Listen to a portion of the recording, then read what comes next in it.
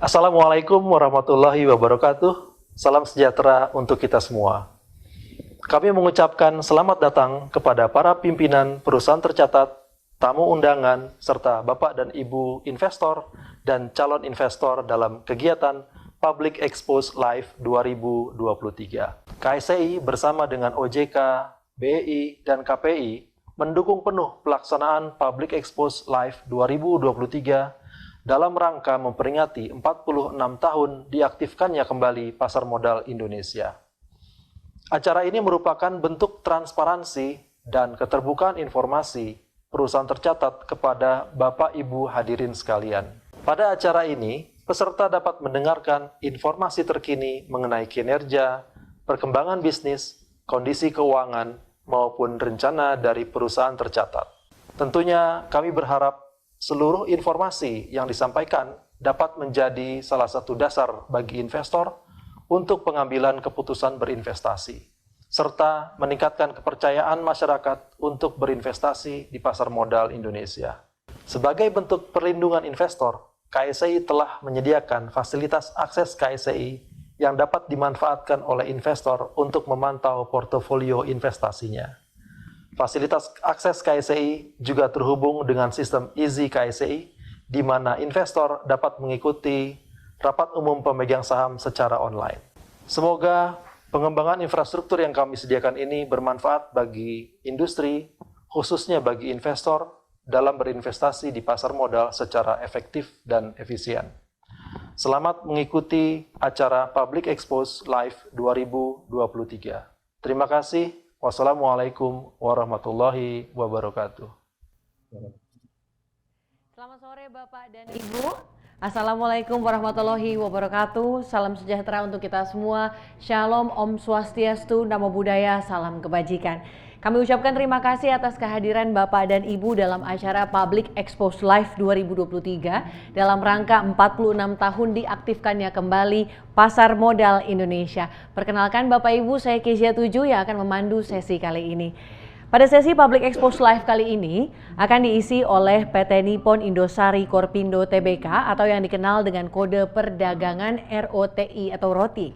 Bapak dan Ibu, PT Nippon Indosari Korpindo Tbk telah tercatat di Bursa Efek Indonesia sejak 28 Juni 2010. PT Nippon Indosari Korpindo Tbk bergerak di bidang industri makanan dan minuman sehingga perseroan masuk ke dalam sektor barang konsumen primer.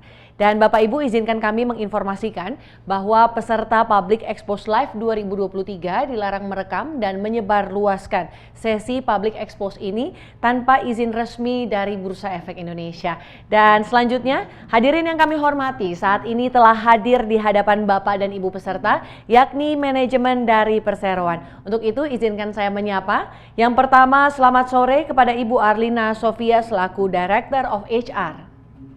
Selamat sore Ibu, selamat sore Bapak Ibu semuanya. Terima kasih Ibu Arlina. Kami ucapkan selamat sore kepada Ibu Ida Apulia Simatupang selaku Director of Finance. Selamat sore Ibu Ida. Selamat sore Ibu, selamat sore Bapak dan Ibu sekalian. Terima kasih Ibu Ida. Selanjutnya kami izin menyapa Bapak Hadi Susilo selaku Head Investor and Public Relations. Selamat sore Pak Hadi. Selamat sore Kezia, selamat sore Bapak dan Ibu sekalian. Baik, terima kasih Bapak dan Ibu. Bapak dan Ibu peserta, selama acara berlangsung, jika ada pertanyaan, kami persilahkan Bapak dan Ibu peserta dapat menyampaikan pertanyaan melalui fitur Q&A yang tersedia di layar Zoom. Dan selanjutnya nanti akan kami bacakan pertanyaan pada sesi tanya jawab setelah pemaparan dari perusahaan tercatat. Langsung saja kalau begitu kita akan menyaksikan pemaparan dari perseroan. Untuk itu kami serahkan kepada Bapak Ibu manajemen dari ROTI. Terima kasih Kezia. Assalamualaikum warahmatullahi wabarakatuh. Salam sejahtera, selamat sore Bapak dan Ibu. Kami adalah PT Nippon Indosari Korpindo Tbk, emiten dengan kode saham roti, atau Bapak dan Ibu mungkin lebih mengenal produk-produk kami, Sari Roti dan Sari Kue. Izinkan kami mengaturkan terima kasih kepada Bursa Efek Indonesia, Kustodian Sentral Efek Indonesia, dan Clearing Penjamin Efek Indonesia atas kesempatan dan fasilitas yang diberikan untuk kami berpartisipasi dalam Public Expose Live 2023. Presentasi sore ini kami akan memaparkan kinerja perseroan 9 bulan Pertama, tahun 2023, kondisi terkini, tantangan, dan potensinya di kemudian hari. Baik, kami langsung ke slide nomor 2. Kami awali dengan sekilas perusahaan. Saya yakin Bapak dan Ibu banyak yang sudah menjadi konsumen setia Sari Roti dan Sari Kue, tapi belum mengenal siapa Sari Roti secara paripurna. Kami adalah pelopor industri roti di Indonesia pada segmen produksi massal. Berdiri tahun 1995, kami telah tumbuh dan terus berkembang selama 28 tahun. Tentunya pada tahun 2010 berhasil mencatatkan saham dan diperdagangkan di Bursa Efek Indonesia. Hingga saat ini kami masih satu-satunya emiten produsen roti di pasar Indonesia. Kekuatan utama kami ada pada produk-produk yang memadukan kelezatan cita rasa Indonesia dengan kelembutan tekstur roti dan tentu harga yang terjangkau. Kemudian, untuk memperkuat portfolio produk Sari Roti, pada tahun 2022 kemarin, kami telah memperkenalkan kategori baru Sari Kue. Selanjutnya, pembahasan cakupan distribusi yang luas, kapasitas produksi yang mumpuni, serta profil keuangan akan kami paparkan lebih komprehensif pada slide-slide berikutnya. Sebelum beralih ke slide 3, kami tampilkan posisi pemegang saham perseroan per 30 September 2023 dengan Indo Retail Makmur Internasional 25,8%, Bondlight Investment 20,8%, Live Holding 6,1%, Demeter Indonesia 22,2%, Pas Posisi Shima 8,5%, sedangkan pemegang saham publik 8,9%, terakhir komposisi saham treasury sebesar 7,8%. Berlanjut ke slide 3, rekam jejak perusahaan from strength to strength. Tahun 1995 sebagai tonggak pelopor industri roti produk massal di Indonesia. Kemudian tahun 1997 produk perdana kami, roti tawar spesial, diproduksi di pabrik Cikarang W dan mulai dipasarkan. Fast forward tahun 2010 kami melangsungkan IPO dan tahun 2012 pertama kali penjualan kami tembus angka 1 triliun rupiah. Pada periode ini kami membangun pabrik Cibitung, Semarang, Purwakarta, Cikande, Medan, Palembang, dan Makassar, menjadikan total pabrik kami pada saat itu ada 10 pabrik. Hingga tahun 2017, kami sukses melaksanakan rights issue untuk pendanaan, penambahan kapasitas, serta memperkuat permodalan. Tahun 2019, pencapaian penjualan kami melebihi 3,3 triliun rupiah. Hingga saat ini kami mengoperasikan 14 pabrik dengan tambahannya adalah Batam, Gresik, Balikpapan, dan Banjarmasin. Dengan sebaran produk mampu menjangkau seluruh provinsi di Indonesia. Slide 4, roti dan kue pilihan keluarga Indonesia kapanpun dan dimanapun.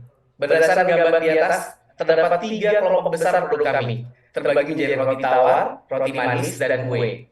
Produk-produk kami dikenal sebagai panganan yang enak, lembut, dengan harga yang terjangkau. Ragam produk kami juga mencakup sebagian besar segmen konsumen dari A, B, hingga C. Kami senantiasa terus menyempurnakan SKU atau produk yang ada, serta mengembangkan produk-produk baru. Dengan kategori kue, terus dikembangkan sebagai jenis dan rasa produk. Dengan berbagai jenis dan rasa produk. Saat ini sudah lebih dari 100 SKU, mungkin kisarannya sudah 150. Walau demikian, hanya 20 produk utama saja yang menghasilkan 80% penjualan. Utamanya adalah roti tawar, sobek, roti manis coklat, dan keju yang mendominasi. Kami bangga dengan proses produksi yang menggunakan teknologi mutakhir untuk menjamin produk yang higienis dan berkualitas tinggi. Dan yang utama adalah semua produk Sari Roti sudah terdaftar di Badan BPOM, Badan POM, serta bersertifikasi halal. Menelisik penjualan per segmen di pie chart yang sebelah kanan, roti tawar 58% mencakup roti tawar spesial, tawar kupas, double soft, gandum, dan lain-lain. Roti manis 34% antara lain roti sobek, roti kasur, dan roti isi. Dan kue dan produk lainnya mencapai kontribusi 8% terhadap total penjualan. Slide 5, kami menampilkan fasilitas produksi kami. 14 pabrik yang tersebar di berbagai lokasi strategis mampu menjangkau seluruh provinsi Indonesia. Dari yang paling kiri wilayah barat yang warna hijau, yang warna biru di Medan, turun ke Palembang, Batam, kemudian wilayah operasi tengah atau Pulau Jawa ada 8 pabrik, mulai dari Banten, ada di Cikande, terus geser ke Cibitung, Cikarang ada 2 pabrik, kemudian Purwakarta, dan di tengah Jawa Tengah ada pabrik Semarang, berlanjut hingga Jawa Timur ada 2 pabrik di Pasuruan dan Gresik. Sedangkan untuk wilayah operasional timur, selanjutnya naik ke Pulau Kalimantan, pabrik kami ada 2 di Balikpapan dan Banjarmasin, dan terakhir yang paling timur ada di Makassar. Kapasitas produksi 14 pabrik ini sudah mencapai 5,1 juta potong roti per hari. Terlihat banyak, walaupun bila dibandingkan dengan 270 juta penduduk Indonesia, rasanya masih luar biasa potensi pasar roti yang bisa dikembangkan di Indonesia. Saat ini kami juga dalam proses pembangunan pabrik nomor 15 di Pekanbaru.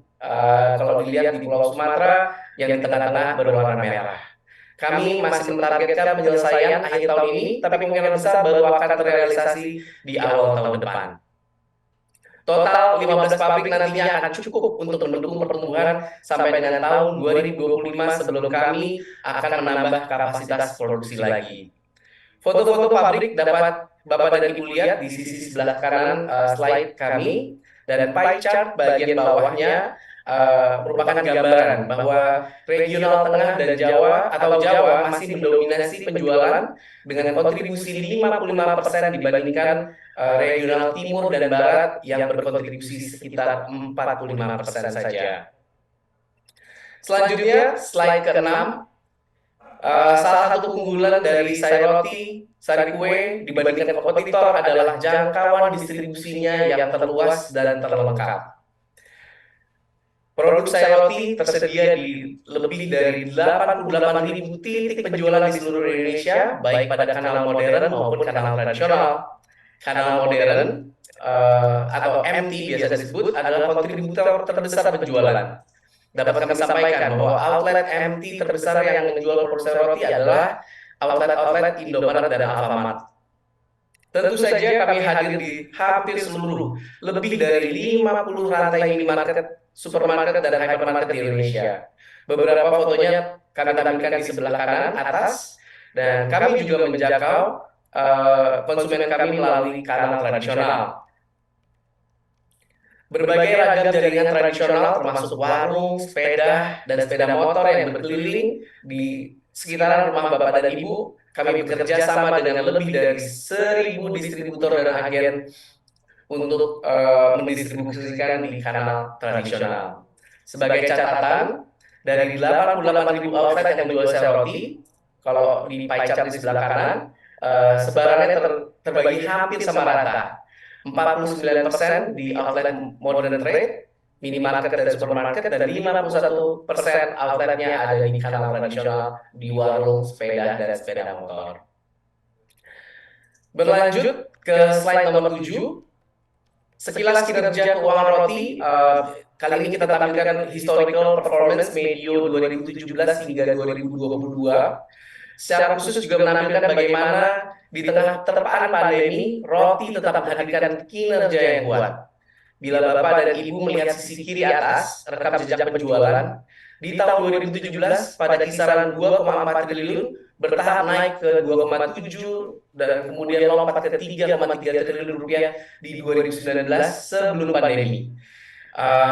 Bahkan di saat pandemi pun kita tetap bisa mempertahankan penjualan di kisaran 3,2-3,3 triliun di saat menutup tahun 2022 dengan capaian 3,9 triliun setara dengan 10% compounded annual growth rate atau CAGR.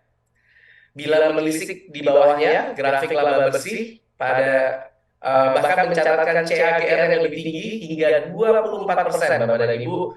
Dengan 2017 laba perusahaan hanya 142 miliar rupiah melonjak hingga 432 miliar di tahun lalu. Tentu pertumbuhan laba tersebut tercermin di margin profitabilitas di sisi kanan atas. EBITDA margin terlihat naik dari kisaran 15% menjadi 21,3% tahun lalu. Sedangkan rasio retur ekuitas atau ROE dari 5,3% pasca issue terus meningkat menjadi 16,1% tahun 2022. Kemudian slide selanjutnya, slide nomor 8, kami tampilkan profil Dewan Komisaris dan Direksi Perseroan profesional dengan ragam pengalaman di berbagai industri. Diawali dengan direksi kami, perkenalkan kami memperkenalkan Ibu Wendy, nomor 3 dari kanan, sebagai pendiri Sairoti sekaligus menjabat sebagai Presiden Direktur dan CEO perusahaan.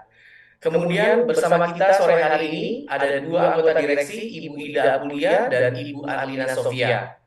Ibu Ida, Direktur Keuangan, sebelum bergabung dengan Sairoti, beliau pernah bekerja di Bank Commonwealth dan Unilever. Sedangkan Ibu Arlina Sofia menjabat sebagai Direktur HRD, mengawali kerja pada grup Indofood, kemudian sejak tahun 1996 meniti karir di Sairoti hingga diangkat menjadi direktur sejak tahun 2018 lalu. Di sebelah kiri, Bapak Arif Alfanto berpengalaman pada sektor consumer goods, bergabung dengan Sairoti tahun 2016 sebagai SVP Sales dan Operations, kemudian pada tahun 2022 rapat umum saham mengangkat beliau menjadi Direktur Operasional. Dan terakhir, Direktur Patuan kami, Bapak Indrayana di sebelah kanan.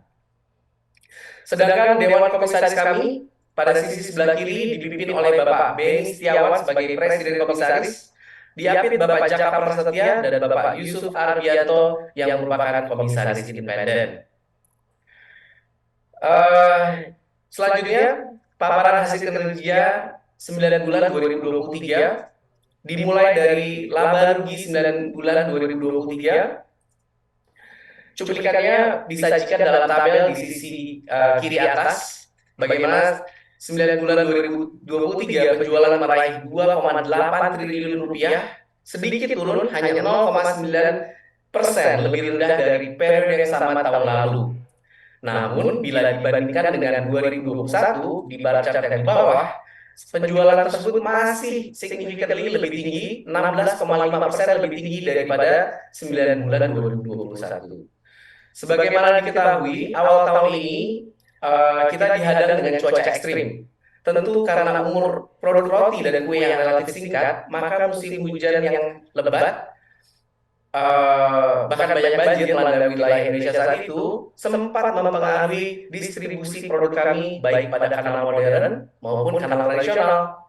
Nah, namun yang sangat positif adalah laba kotor di baris kedua tabel. Tercatat laba kotor berhasil menunjukkan peningkatan tembus ke 1,5 triliun rupiah.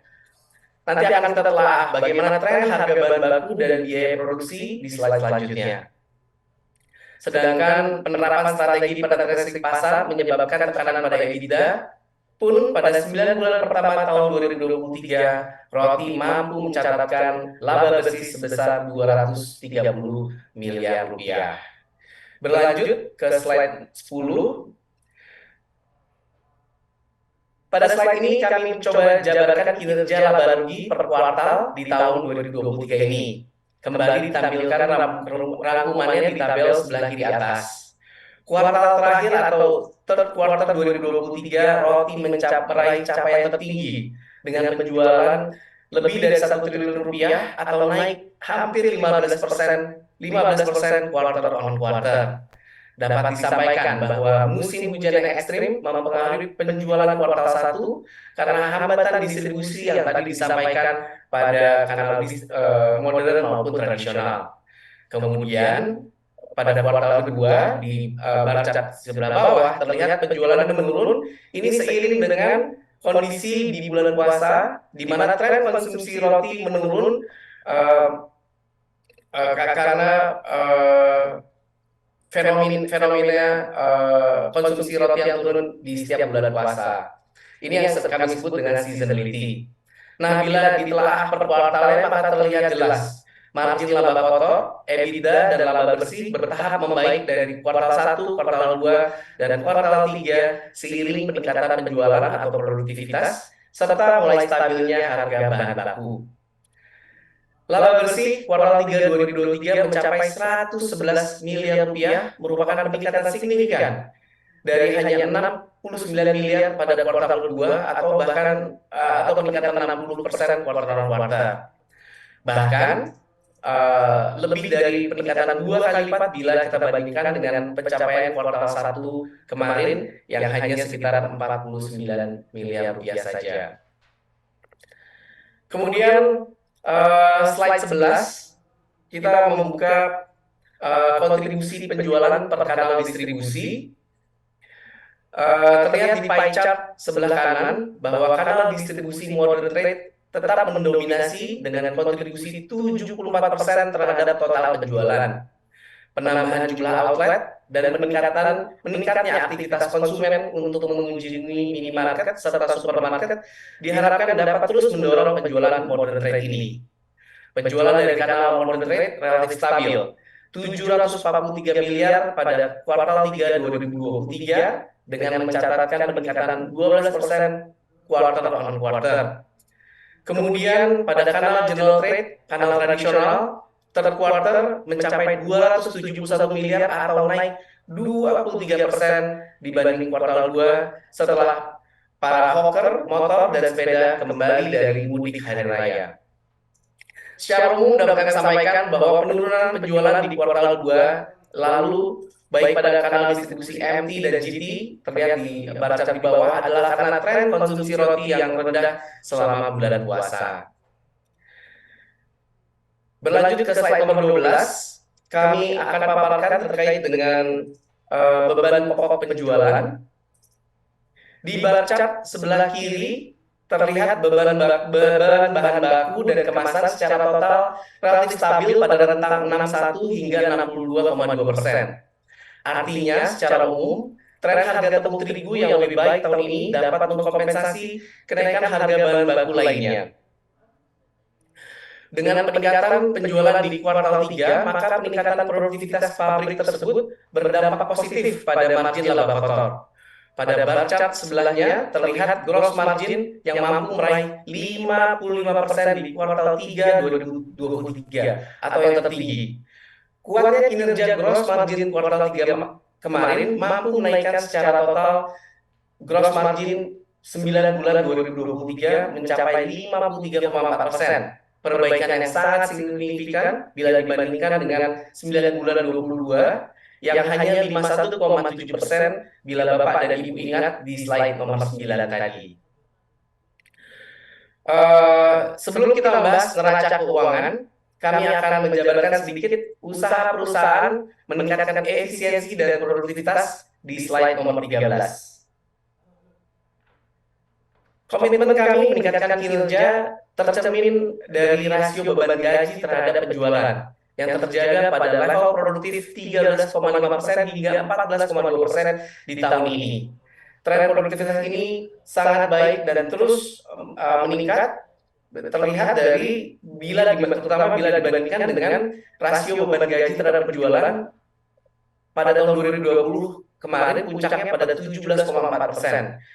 Ini menunjukkan bahwa semakin banyak kita berproduksi, menjual, maka rasio beban gaji terhadap penjualan akan terus menurun. Sedangkan penerapan strategi iklan dan promosi yang lebih akurat mampu mempertahankan penjualan di 9 bulan 2023 ini. Dapat terlihat rasio biaya iklan dan promosi terhadap penjualan yang terus efisien. Hal ini bisa dilihat di bar chart yang sebelah kanan atas. Kami pun juga menjaga biaya transportasi dan logistik stabil pada kisaran rasio 8,9% terhadap penjualan. Pada dasarnya, secara ekstensif kami memanfaatkan lokasi-lokasi pabrik baru untuk mengurangi jarak tempuh distribusi produk outlet sehingga bisa menekan biaya logistik dan transportasi ini. Terakhir, slide 14. Posisi neraca keuangan 9 bulan 2023 per September, Bapak dan Ibu dapat lihat saldo kas kami pada posisi sehat sekitar 660 miliar rupiah yang merupakan hasil dari kas operasional. Bahkan setelah kami menunaikan pembayaran dividen kas sebesar 7 miliar yang dibayarkan di bulan April atau Mei kemarin. Peningkatan saldo kas juga dikarenakan disebabkan oleh peningkatan hutang bank dari 500 miliar menjadi 890 miliar. Salah satu indikator struktur permodalan yang kuat adalah net gearing ratio, di mana posisi saat ini di kisaran 10,3% saja. Sebagaimana telah disampaikan mengenai saham treasury, perusahaan saat ini memegang 483 juta lembar dengan persentase 7,8% atau senilai 645 miliar rupiah. Hingga total ekuitas tercatat menjadi 2,3 triliun rupiah.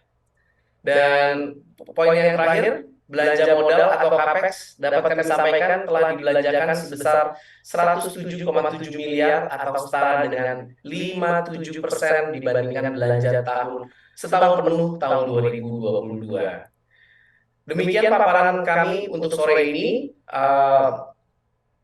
Selanjutnya kami serahkan kembali kepada Ibu Moderator. Baik, kami ucapkan terima kasih kepada Bapak Hadi Susilo atas pemaparan yang telah diberikan. Dan sebelum kami tutup, kami persilahkan kepada Bapak Hadi Susilo untuk memberikan closing statement yang akan disampaikan kepada publik. Kepada Pak Hadi kami persilahkan. Baik, terima kasih Kezia. Kami manajemen mewakili perusahaan berkeyakinan bahwa bisnis roti di Indonesia masih sangat prospektif. Dengan growth driver yang tadi kita sampaikan, segmen produksi massal ini masih terus berkembang dengan laju urbanisasi, peningkatan tingkat pendidikan, bertambahnya kelas penghasilan menengah, hingga tren konsumsi milenial yang banyak mengkonsumsi roti. Kemudian kami juga berkeyakinan bahwa roti akan menjadi main beneficiary di sektor ini. Kenapa? Karena kami sudah memiliki bermodalkan merek yang kuat, sudah 28 tahun, saya roti dan saya kue, dan mampu menjangkau distribusi yang luas ke seluruh Indonesia, baik pada kanal modern maupun tradisional. Dan tidak lupa juga kesiapan kapasitas produksi kita, dan 14 bahkan akan menjadi 15 pabrik tahun depan. Sehingga roti siap untuk memimpin pertumbuhan industri roti di Indonesia. Mungkin itu closing statement dari kami, Kezia. Baik, terima kasih Bapak Hadi Susilo atas closing statement yang telah diberikan. Dan hadirin yang kami hormati, usai sudah paparan publik yang disampaikan oleh PT Nippon Indosari Korpindo Tbk, mari kita beri aplaus kepada penyaji dari perseroan. Baik, sebagai informasi terakhir, Bapak dan Ibu peserta, tayangan Public Expose PT Nippon Indosari Korpindo Tbk ini juga dapat disaksikan kembali di YouTube Indonesia Stock Exchange.